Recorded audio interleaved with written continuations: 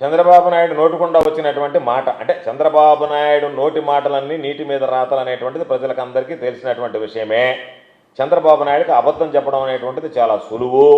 కాబట్టి చంద్రబాబు నాయుడు ఎన్నికల్లో అబద్ధాలు చెప్పినట్టుగా పునర్విభజన విషయంలో కూడా అబద్ధాలు చెప్పాడు, ఓట్లు వేయించుకున్నాడు, అధికారంలోకి వచ్చారు, అక్కడ ఎమ్మెల్యే గెలిచాడు, తెలుగుదేశం ఎమ్మెల్యే, అయిపోయింది, రాతుగాయి బాతుగాయి అన్నట్టుగా అయిపోయింది. నేను చెప్పా గెలిచారు, అయిపోయింది, కాబట్టి నేను మీతో పని లేదన్నట్టుగా అన్ని విషయాలు వివరించినట్టుగానే ఈరోజు మీరు రైతులకు సంబంధించి తీసుకుంటున్నటువంటి ఈ నిర్ణయం వల్ల ద్రోహం చేసినట్టు అవుతుంది. రైతులకి, ప్రజలకు ద్రోహం చేస్తున్నారు.